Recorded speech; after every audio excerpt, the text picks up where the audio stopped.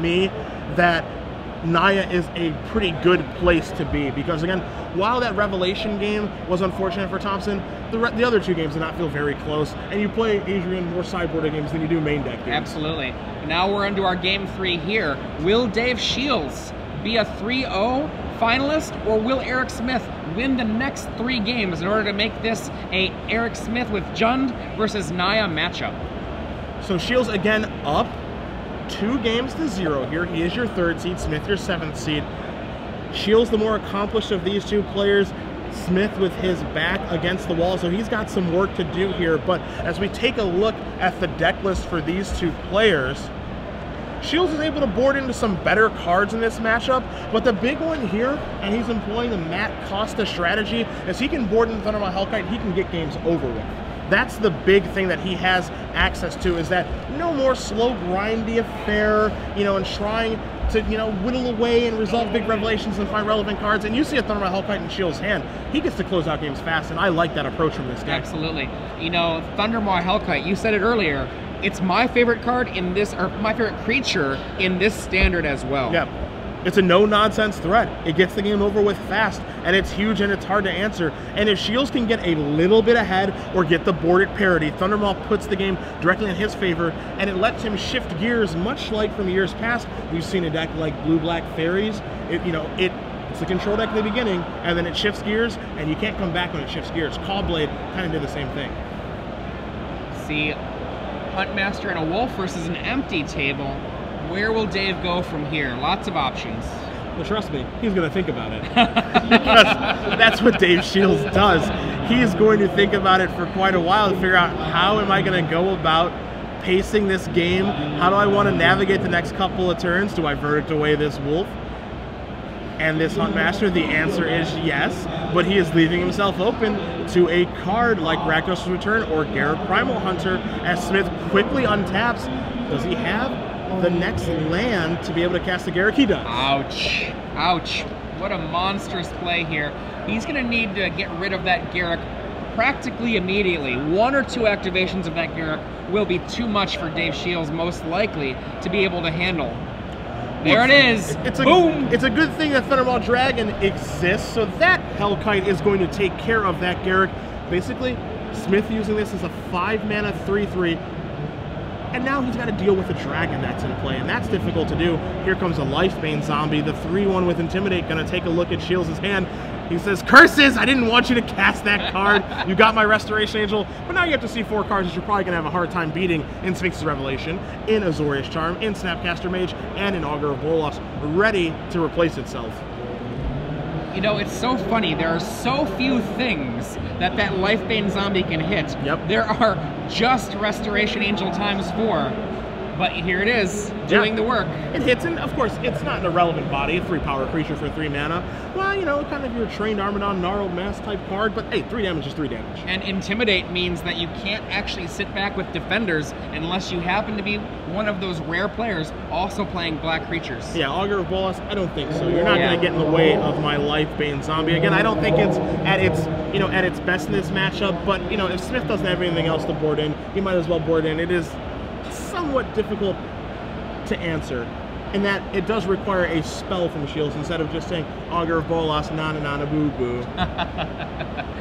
Now, both of these players, Erik Smith with Jund and David Shiels with Flash, are going to have to face, waiting in the wings, their Naya opponent, Andrew Tenjum. Naya, as built by the group that we see here before, it was Andrew Tenjum, it was Binek, and one other player was with this deck, I believe. The Sublime Archangel Type 1 deck. This deck very good against both of these opponents, so Andrew Tenjum probably licking his chops at the prospect of playing one of these players. Yeah, he's got to be pretty happy how this top 8 is lined up for him here, as Shiels is just going to pass the turn back with Thundermaw Hellkite back on defense. Don't forget that thing can play a little bit of defense if necessary. It doesn't always have to attack every single turn. It's going to make attacking for Smith a little bit interesting, and he's going to lead his turn off with a Rakdos' Return, knowing that Shiels does not have a counterspell in his hand. He does have a War Leader's Helix. That's what he added for his draw step. And now Shiels has to figure out what to do about this. Are we going to see a Sphinx for 2 just to kind of create... Yep, there it is. Sphinx's Revelation in return for 2 in order just to get a little bit of a buffer against this massive discard spell. 4, 6. So he has 6 cards in his hand right now, which means he's going to have to discard 4 of those. He's going to have to take 4 points of damage. It's going to put him down to 9. And now he needs to figure out what 2 cards to keep so that he can navigate this game moving forward. Don't forget as well, Adrian, that Lifebane Zombie is going to come into the red zone as well because it has Intimidate. So it's actually going to knock Shiels down to 6. Now, War Leader's Helix, obviously a really powerful card, but he is bound by mana, only 5 mana. Yep. He's going to have to figure out which of these cards, because there are a lot of good cards there, which of these cards are the ones to keep. Yeah, the discarding here is so very important because if he discards 1 card incorrectly, it's an absolute nightmare. And you see that he is considering discarding those 4 cards. It looks like he's considering keeping Turn and Burn and Dissipate as his cards that are left. And those are all cards, again, that Smith has not seen. So it might be that he just wants to discard the cards that Smith knows about and keep cards that he hasn't seen and Dissipate and Turn and Burn. I kind of like this, actually. Now, remember that both of these players have access to the full deck lists, but they've sideboarded. Yep. They've sideboarded, so who knows what configuration that either player has put forth. You only can find out by seeing it. In comes the Lifebane Zombie. Shields going to go down to 6. Shields draws a Rewind. Now things are going to get really interesting. That was a really cool draw. Yeah, things are going to get super interesting because now Shields has to pass the turn back. And if Smith does cast a spell pre-combat like a Rakdos Return now, it gets rewound, and now it makes things difficult on Smith. So let's see what he's going to do here. If he's just going to attack first and threaten a Keswick Wolfrun activation, or cast a spell pre-combat and get ruined by a Rewind. Rewind is such a powerful spell when it gets to be used in that way. Being able to do something first and then a second follow-up. Oh boy. Now, Erik Smith, though, attacks first. We think. It appears, maybe not F6, or not F6, undo. Here we go. He's got to decide which spot does he want to do this. Pre-combat? Does he want to do something post-combat? You know, the thing I like about Rewind, too, is that it's a beautiful one-of in this deck because it's a card that you can't really play around because there aren't a bunch of copies of it. But when it does show up, it's always going to be a backbreaker because it's a free counter spell. I use free in quotes, as here's a pre-combat Doomblade. And we'll see likely that free counter spell in Rewind now to take care of that Doomblade. You see Shields doesn't even tap his mana. So now in comes that Lifebane Zombie. And now, maybe a little turn, a little burn. He might just burn. Yep. There's a burn. burn. There goes Lifebane Zombie. And now Smith has to pass the turn back. So Shields is trying his very hardest to stabilize Moorland Haunt the draw for the turn to go along with the Dissipate. You see Shields is going to take a look at his graveyard. We know that he's already discarded a Snapcaster Mage, and there's an Augur Bolus down there. So it looks like at least 2 activations. That Dissipate, such a potent card right now.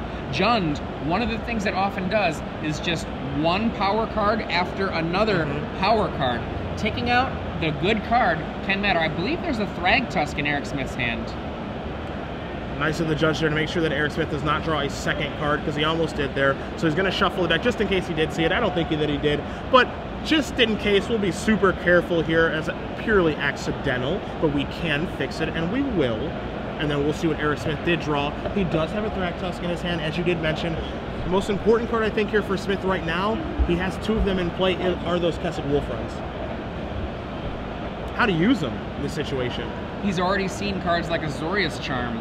Going in with that beast into an Azorius Charm is always a scary prospect, particularly because he knows if he goes in, that means it's one more turn where Dave Shiels wouldn't have to use a counterspell. So we're going to find out. Thragtusk, last card in hand. Dave Shiels, are you going to dissipate it? Yes. Yeah. I think that's an easy counterspell there for Dave. He's also going to be able to leave up a Moorland Haunt activation, so here comes a Spirit token. You see right now in Smith's hand, it looks like he has a backup Thragtusk and a Farseek. So there's your Spirit token. Shields going to untap, and this is a big draw step for him. He's looking for a spell. A land will not cut it in this situation. What's he find? It's a negate. Hopefully for Dave Shiels, Erik will draw a spell that he views as powerful enough to warrant casting, and Dave will get to use that negate. Shields kind of looking over his graveyard here, and this is one of the things that you actually have the opportunity to do when you're playing with Blue White Red Flash, is you can kind of look at your graveyard and say, oh, I drew a Snapcaster Mage, that's pretty lucky, you know, or, you know, you can just make a little bit of bluffs, you know, consider some things otherwise. He could maybe even attack with a Thundermaw Hellkite there and bluff a Restoration Angel because, hey, I can just untap it. So you saw him look through his graveyard, even though he didn't draw Snapcaster Mage, maybe get Erik Smith thinking a little bit about a card that doesn't actually exist. I like the minor play there from Shiels, as Smith is going to play an Overgrown Tomb untapped pre-combat. What will he do? 5 mana. There it is, the Thrag Tusk that Dave Shiels did not want to see. Yep. So that's going to come in. It's going to put Smith up to 24. He's going to Farseek. Shiels definitely not going to negate this. That's perfectly fine. But now Smith is cardless, in theory, because he has no cards in his hand, but he certainly has a spell in play. It just happens to be Kessig Wolfrun. That's right. Now, Snapcaster Mage lives in the graveyard here. Soon it will become a ghost. Yes. And now, activation going to put give Shiels a spirit. 2 ghosts in play, a 1/1 flying spirit ×2, a dragon, that's 5/5, facing off versus a Thrag Tusk and a beast. Shiels needs a big draw here. A land. Clifftop Retreat, not that big draw you speak of. More of a Sphinx's Revelation, I think, is what he had in mind.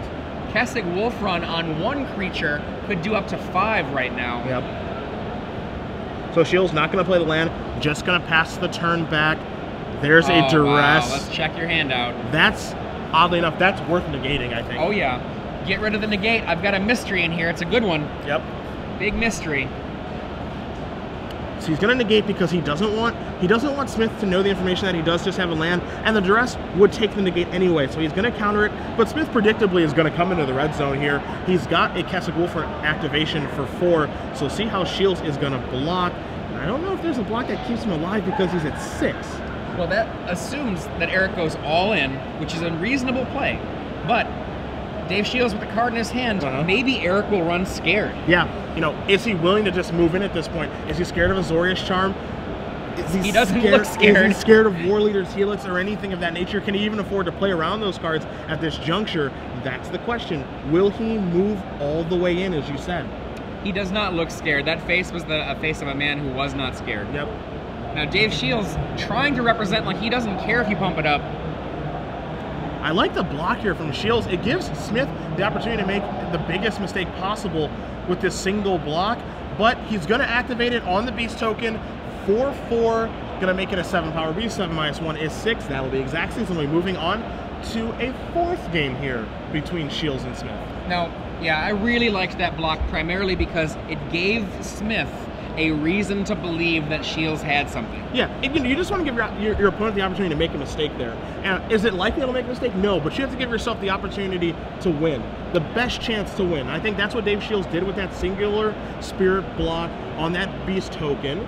Does he win that game? No, but he gave himself the opportunity to let Erik Smith make a mistake, and that's all he can ask for in that situation. As we're going to take a look at the sideboards now here, as we did jump into this match, starting in game 3. So, for game number 4, Shiels is going to be on the play, so we'll start with him, okay? We see 3 Static Caster, 3 Thunderbolt Hellkite, which we know are in the deck. Yes. 2 copies of Detention Sphere, 3 Celestial Fair, a Dispel, and 3 copies of Negate.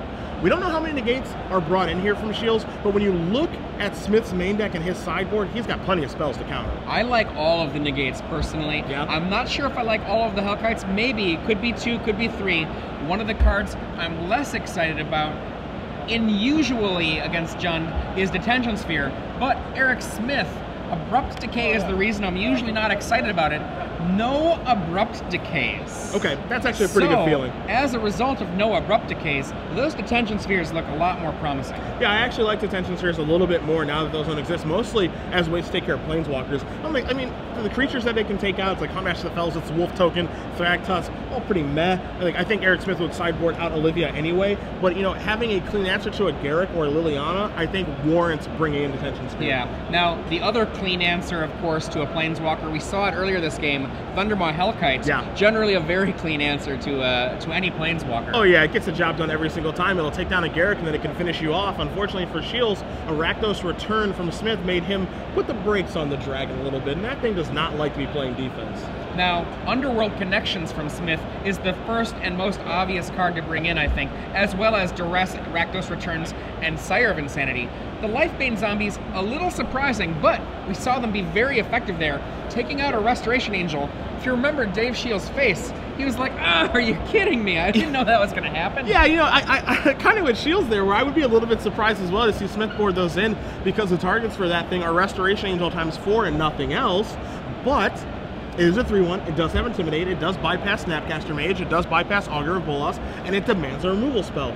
So, you know, bringing that card in, is it worth it? Well, we saw it be pretty good that game. You know, a best case scenario gets a Restoration Angel and probably gets in for anywhere between 3 to 9 points of damage. I think that's best case. But Erik Smith lived the dream that game. It was best case scenario. That did happen, and that's why it looks like he ended up winning that game. One of the things, there are a lot of dead cards for Erik Smith. I know that there's a Moreland Hunt in there, but that's about the only reason I would want to even think about Bonfire of the Damned. I'm not excited about this card versus Blue, White, Red Flash. No, and I don't like it at all. Yeah, so with all of the cards Erik might bring out, we saw those Lifebane Zombies. We could be talking about maybe he thinks they're good and he's bringing them in just because, or maybe it's just that 59th and 60th card. It's better than a Bonfire, so that's what it's going to end up being. You know, we mentioned this at the top when we were going over the tail of the tape. One of the things that's really nice here for Smith is that it's a 5-game match, because he's going to be a dog game number 1, which he lost, but he's able to sideboard into cards that actually matter a lot more. He gets to sideboard out those cards like Bonfire of the Damned that you mentioned, like Olivia Valderin, which is pretty mediocre, and he gets to board in Sire of Insanity, Underworld Connections, Golgari Charm, Liliana the Veil, Duress, that additional Rakdos' return. Then he can start coming after Shields from multiple angles with some efficient creatures, some efficient spells, and some planeswalkers. That's going to make things very difficult on Shields. That's why I like the fact that Shields brings in Thundermaw Hellkite, because instead of trying to fight around planeswalkers and discard efficient creatures, just get them dead. Yeah. And that's what Thundermaw allows him to do, and that's why I think he's brought him in this particular matchup. One of the other cards that is a problem for Dave if the game goes long, Cavern of Souls in Erik Smith's main deck. We haven't seen much of Cavern, but because Cavern is there, he cannot guarantee that a long game will mean he can just counter. Yeah. So, we will go on to game number 4 here. You've got Blue, White, Red Flash on one side, you've got Jund on the other, and if you guys are just joining us, Cedric Phillips, Adrian Sullivan, Star City Games Open Series, featuring the Invitational here in New Jersey.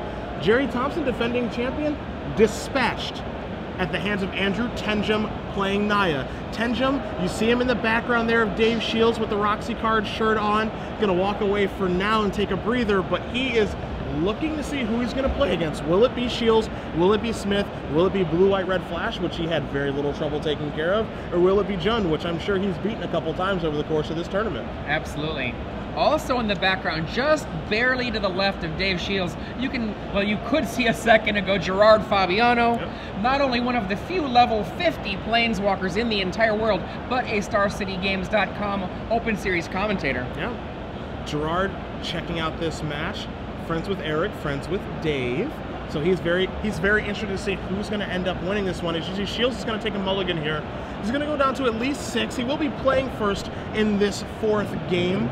Mulliganing for this deck that does have to think twice in the Azorius Charm and waste the Bill Velocity, not the end of the world. It can afford to take 1. Doesn't want to take 2, though, when he's going to be playing against a deck that he knows does have Rakdos' Return, Duress, Liliana the Veil, and those efficient threats. And don't forget about those Planeswalkers as well in your Primal Hunter.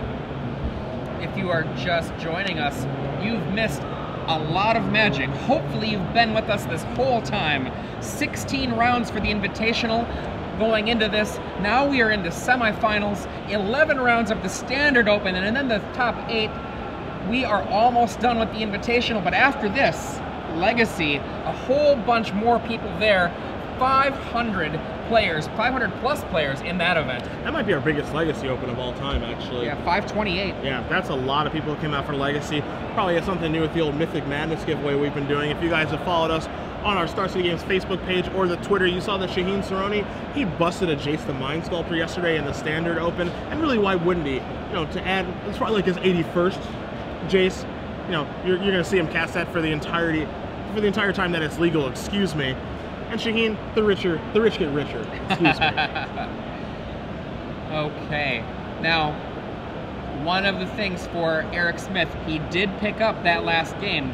He's still got to do it 2 more times. I mean, I don't know about you, but I have been at the 0-2 position. It is not a good feeling when you're in a best of 5 trying to figure out, God, how can I get 3 more wins out of this? I just lost 2. Well, I've only been in that position one time in my life when I top 8 at the Pro Tour in Kyoto in 2009, where I got, you know, I'm actually super happy I wasn't on camera, as I was getting utterly mangled by Brian Robinson playing Doran, where I lost game 1 in comical fashion. I got completely mauled game 2, and unsurprisingly, I was a little bit deflated going into game 3, and what I felt was a pretty good matchup for my Kithkin deck.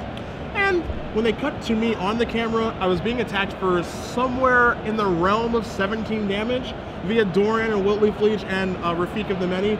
So yeah, it's a pretty bad feeling, but you can come back. You can win a game.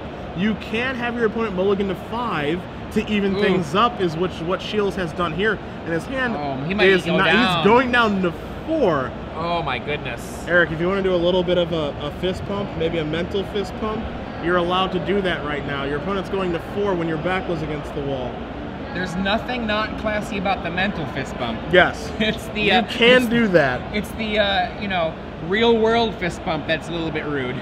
To be fair, the last time I saw someone mulligan to 4 while doing coverage, Grand Prix Miami, Harry Corvasi down to 4 cards against David Sharfman, Junk Reanimator versus Jun. Harry Corvasi did win the match. Anything is possible. I mean, we've seen it happen on SCG Live. All kinds of magic happens. Sometimes, you know what? You get that perfect 4 and it works out. Improbable? Yes. Impossible? No. Okay, David Shiels hoping 4 cards can do the trick. Shiels, for Shiels, he has to be happy that he has a game to give right now. You know, that this isn't game 5, and, you know, it's just like, oh no, it all fell apart. I'm only going to 4 in the most important game of my tournament. Why?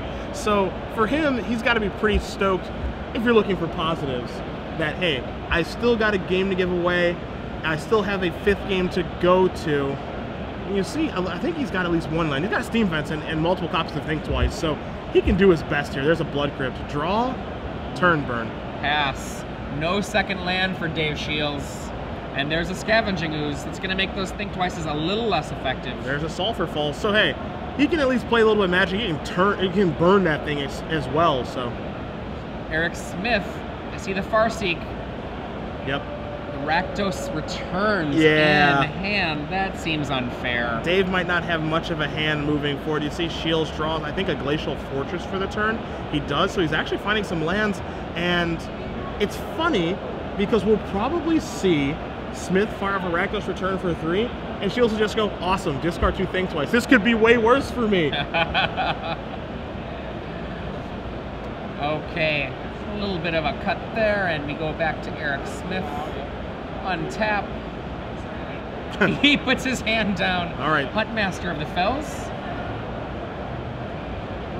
Luckily for Shiels as well, those Think Twices are actually going to be working pretty well from this game because he can actually control Huntmaster of the Fells pretty well, stopping it from flipping. As here's a Think Twice, going to draw Shiels a Restoration Angel.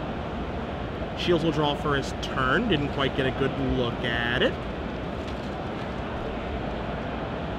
Azorius Charm joins Think Twice, Restoration Angel. And a Sulfur Falls. Yep.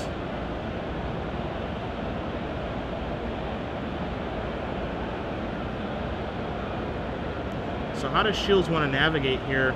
You know he's going to think everything through, even when he's on a mulligan to 4, never say die attitude, because any game can be won in Magic with your back against the wall. He's going to play his 4th land. He does have access again to Restoration Angel, to Azorius Charm, and Think Twice. So as difficult as mulligan to 4 can be, he actually gets to play some Magic in this game, and that's pretty good for him. Now, it's going to take some very, very good draw steps. He's going to play Restoration Angel in the main phase. Smith's going to quickly untap, but he can at least play here a little bit, and that's got to be a good feeling for him. Goodbye, hand. There goes the Azorius Charm and the Think Twice via Rakdos' return. Rakdos' return has been a lot better. Untap for Dave Shiels. Still has 2 Think Twice in the graveyard, so that Huntmaster is not going to flip if Dave does not want it to. So flashback Think Twice out, Shiels will start. There's a Cavern of Souls. We'll see Azorius Charm is the other card in his hand right now.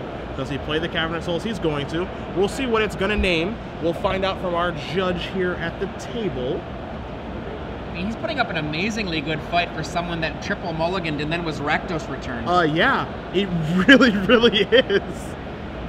He's trying his bestest as it is going to name Angel. The problem here, of many, I was going to say the problem is that Keswick Wolf run, but Liliana's going to be a problem as well. It's going to go down. It's going to edict away that Restoration Angel. Now here comes Huntmaster of the Fells and the Wolf token. Can we imagine some draws for Dave here to recover from this? I mean, is it going to be Think Twice into Sphinx's Revelation a couple turns down the line? I think it starts with Thunderbolt Hellkite on this exact turn. and maybe getting into Liliana the Veil or just getting in to the red zone and maybe trying to start racing.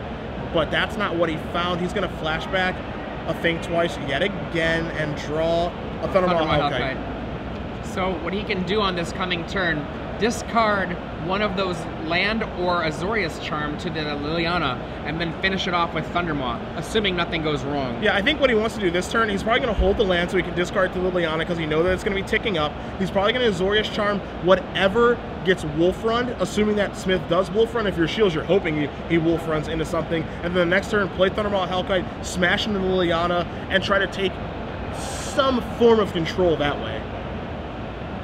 Erik Smith, Liliana at 1, Huntmaster and a Wolf, and an empty table on the other side of the board. If you're Shiels, you are begging your opponent to attack and Wolf Run. Oh, yes! That is so you are good. Dying for that to happen.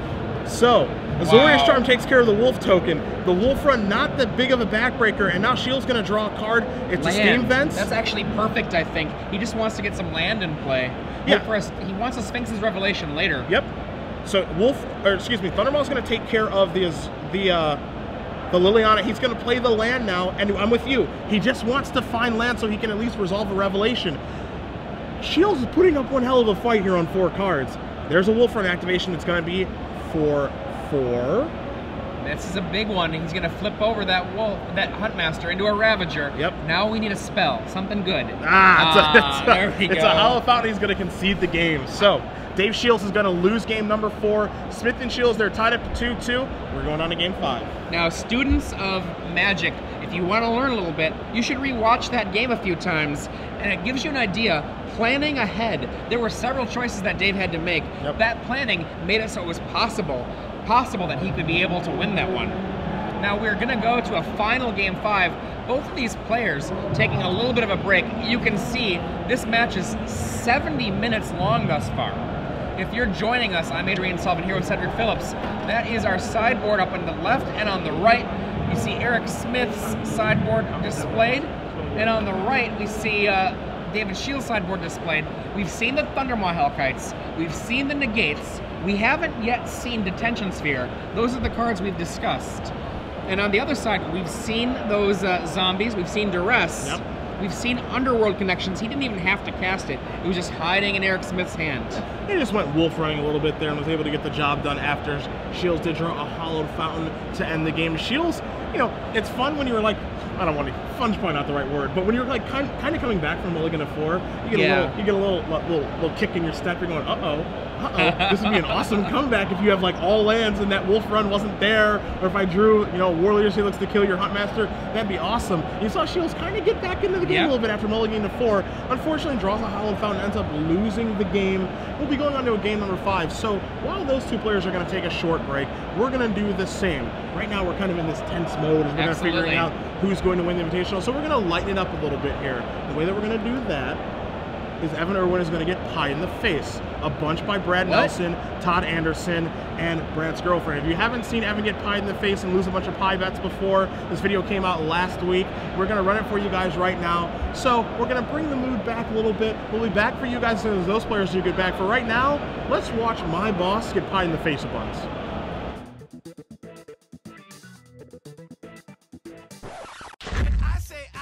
You say pie, I want pie, I want pie. So as all of you know, Evan is really bad at pie bets. Because just statistically, it seems like they're not going to do it. Why do you, I'll bet you. I'll bet you a pie. It's Fireball, it's Time Walk, it's Tap Your Guy, it's Tempo, it's everything. All right, I'm going to let you even up on the pie bet here. No way this card is not constructed playable. You think this is going to see constructed play? Yes. Is there a 3rd pie bet on the line? What?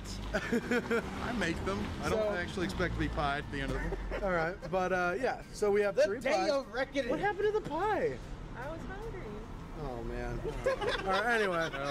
We got 2.75 pies. I won 3 pie bets against Mr. Evan Irwin, and I'm going to let my best friend Todd Anderson and my beautiful girlfriend Raelle throw the other 2 because I just don't feel like after 1 it's gonna feel that good, you know? I want to go last. Oh, you want to go? No, I get to go last. No, I want to go last. Fine, you can go last. Anyway. Oh my God. So how do you want to do it? How do I want to do it? How do you want to do it? Just go. Just do it.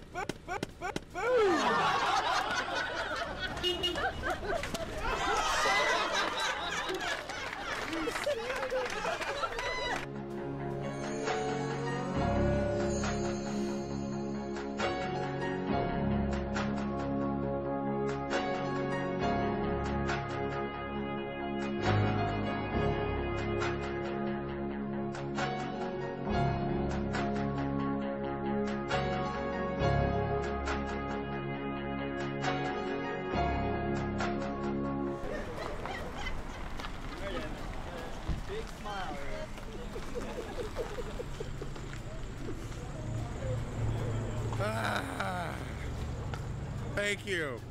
How do you want to do this? Throw the pie! That's all I want you to do. Was it delicious? It's pretty good. Oh, that's a lot of pie. That's an extreme amount of pie. Oh, jeez. I can't even see myself. Gross. Oh, it's in my ear. Oh, God. Oh. And you still have 2 more pie bets riding? I got 1. Maybe I shouldn't have made it.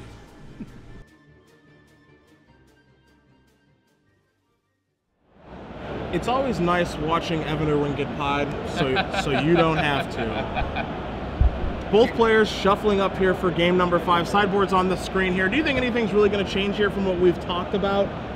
I mean, Dave Shiels at this point, all that's happened thus far these games that we've watched is Thundermaw, Hellkite, and Negate have proven that they're in the deck. We haven't seen any evidence of Detention Sphere. Yep. I think Dave Shiels is going to stay the course no matter what he does. It's possible Eric Smith, it looks like we saw his sideboard box opening up there, his deck box opening up. Maybe he's shifting around a little bit for this last game now that he's got a little bit more information, or maybe he was just reviewing to make sure he didn't miss anything. But we're going to see Rakdos Returns, Sire of Insanity, Duress, Underworld Connections as certain choices from Eric Smith. And then Dave Shiels, I don't see any reason for him to change anything. Yeah, I think that he's probably just going to stay the course, and we'll end up seeing what does happen here. For Shiels, I mean, step 1 is just finding a reasonable hand to keep, I think, and then just moving forward from there. Again, he won the first 2 games. Smith evens it up by winning the next 2 games, the 4th one off a mulligan to 4 there from Shiels. I think we're going to have a pretty good game number 5 between these 2 players against these 2 juggernauts of decks in our standard format. Yeah, both of these players not only have access to each other's deck list, but they received those deck lists, all 7 of their competitors in the top 8, last night. So if they wanted to, either they or their friends could sit up and do all of the work. This morning they could do the work. And you know what?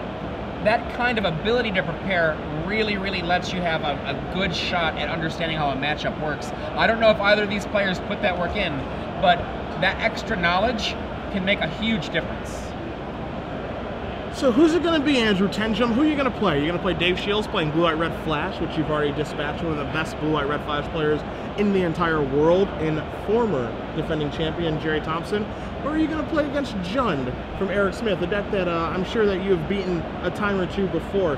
Tenjum, as you see him watching on, he's got to be feeling pretty good about this. Oh yeah, I would be very happy to be sitting with those matchups, and I think Tenjum would prefer to see Dave Shiels win.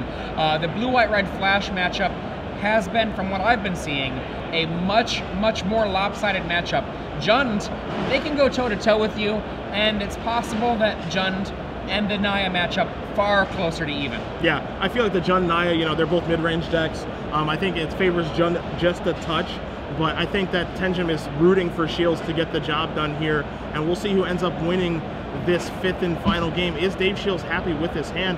Yeah, he's got 3 lands. Looks like he's got Sacred Foundry and Double Glacial Fortress. Got a Revelation and Azorius Charm there as well. So it actually looks like his starting hand is pretty good.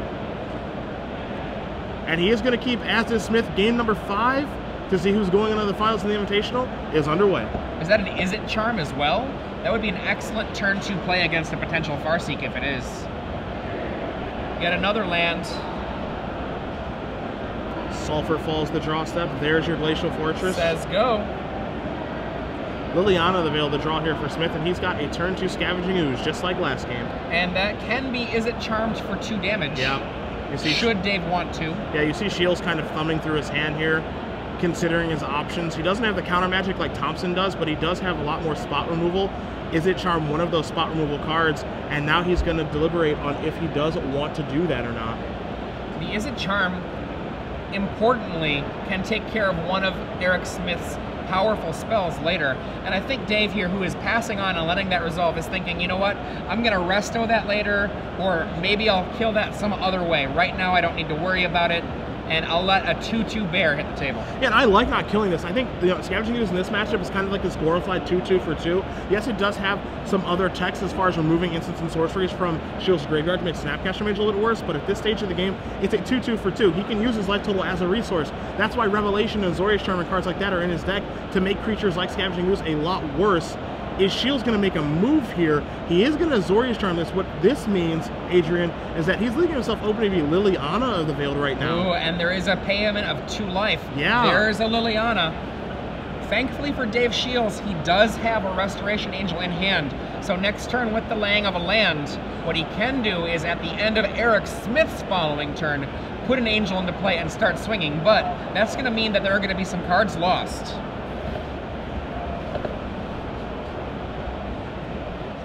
+1 on Lily. Discard for both of these players. What are you going to lose, Dave Shiels?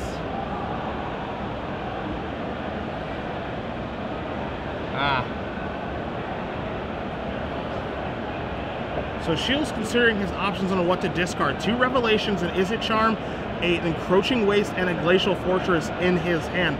Looks like that Liliana Veil is going to be a pretty big problem moving forward. And it looks like he's going to discard one of his 2 copies of Revelation, it looks like.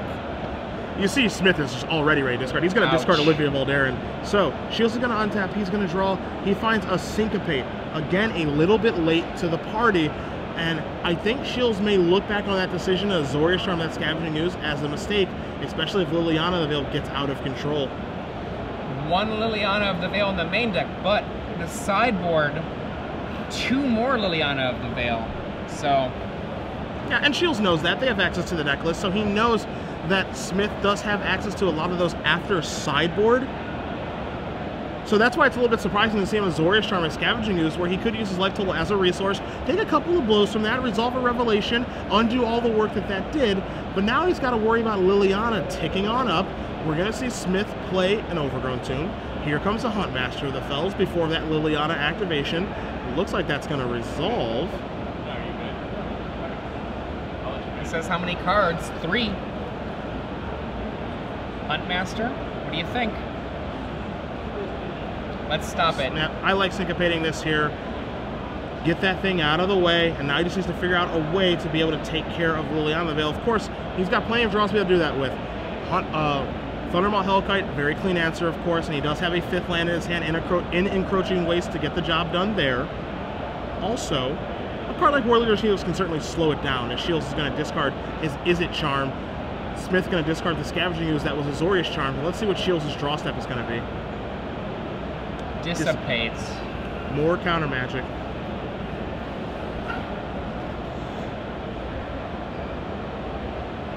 Land, 5 mana now.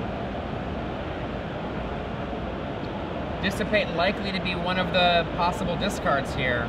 Oh, but Garrick Relentless, you can't let that happen. No, you can't. And this is why, again, at the top when we were discussing the matchup, this is why it being a 5-game match is so important for Smith.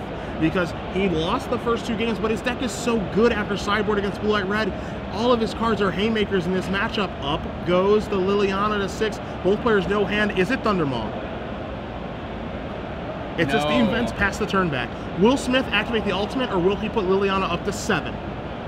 This is actually a very hard question. It goes halvesies, split your permanents. Let's see what we do.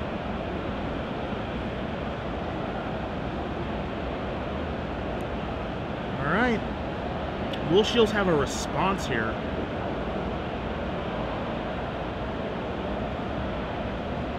Looks like he may Encroaching Wastes He might. And that is indeed the thing contemplated there. And he will. Because he knows that he's going to only get to keep 3 lands anyway. Like, depending on how Smith splits this, it's probably going to be a 3-2 split. He knows he's only going to get to keep 3 anyway, so he might as well encroaching waste because he's only going to get to keep 3 things. Wow. And so, yeah, those are going to go to the bin. He's going to get to keep 3 lands. I don't much care for that split, actually. I would have liked to have forced a color choice. Yeah? Like, there was the opportunity there. Put all of the red in one and no whites. Yeah, he did have that option. I think if you're Shiels, he just drew a land for the turn. I think you just play it so that you don't get Liliana'd. He's going to play Hollow Fountain and pass. There's a Cavern of Souls. What does Smith have here? Oh, this is going to get real interesting now. Okay. Empty hand, empty hand. I think Sacred Foundry the draw there. One card each now. Beast is the name for Smith. Looks like he drew a spell. Scavenging Ooze is not bad here. Not great, but not bad. Scavenging Ooze has a few targets. There's an Olivia that was discarded earlier. The other Scavenging Ooze from earlier. You see Shiels has drawn 3 straight lands in a row. Has a Steam Vents, has a Sacred Foundry. Gonna play Sacred Foundry. Pass the turn back. We're gonna see some Ooze activations. Just one, actually. Right now. Ah, Smith's card in his hand that he's been holding on to. I thought it might be of no relevance. Horribly wrong. It's a Rakdos' Return. Oh, Lord.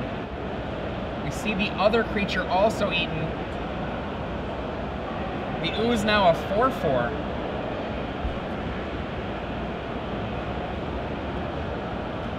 All right.